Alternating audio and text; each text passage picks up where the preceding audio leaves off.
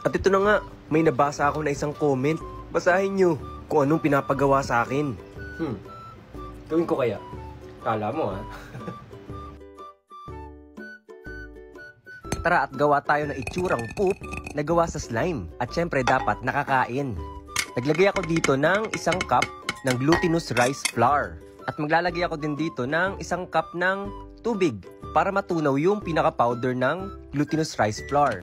Ngayon naman ay hahalu-haluin na natin ito para mag-combine yung tubig at yung powder. Hanggang sa maging ganito, parang hotcake yung pinaka-itsura niya. Yan, sa tingin ko ay pwede na to. At ready na tong i-microwave. Oo, i-microwave natin ito ng mga 1 minute para mabuo yung pinaka-slime na gagawin natin. Dahil ang glutinous rice flour ay nabubuo at lumalagkit kapag naluluto. Dahil ito ay malagkit na kanin na ginawang powder. O diba? Yan, luto na to at tingnan natin kung nabuo na. O diba, 1 minute at nabuo na siya. Ngayon naman ay para hindi masyadong dumikit sa mga kamay mo ay lalagyan natin ito ng mantika. Konti lang para lang hindi dumikit. At ngayon ay pwede na natin itong dalhin sa working board natin. Yan. Katulad din ng mga regular slime ay kailangan ditong stretch at ay masa-masa para talagang mabuo yung pinaka-slime na ginagawa natin. Ito rin yung process kung paano gumawa ng mochi. Nakatikim na ba kayo ng mochi? Oo, ito yung pinaka main ingredients ng mochi. Yan, i-fold lang natin ito at stretch. Gumamit ako dito ng kutsara kasi mainit pa siya.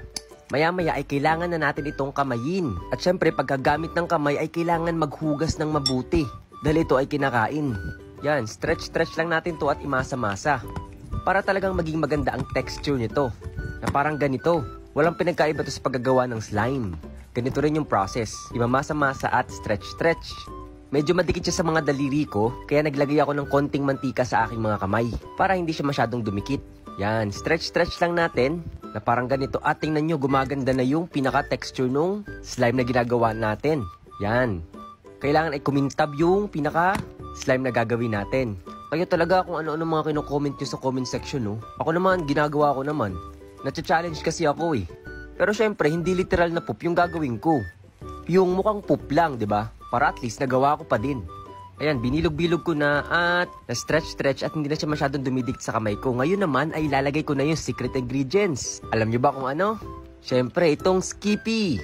Peanut butter to na may buo-buo pang mani. Para talagang may texture yung slime na gagawin natin. At talagang kamukhang-kamukha niya yung poop na gusto nyong makita. Di ba yan yung gusto nyo?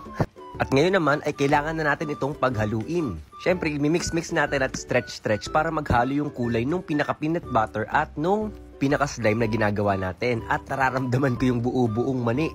At feeling ko magiging maganda to kapag nagawa ko na. At nag-combine na yung kulay.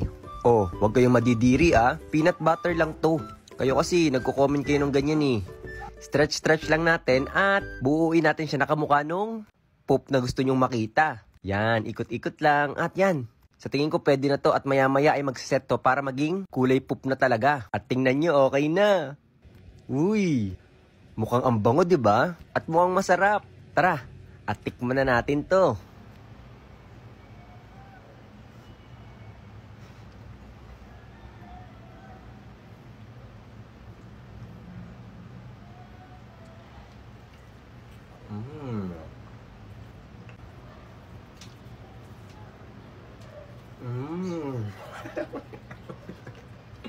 Mochi lang to ah.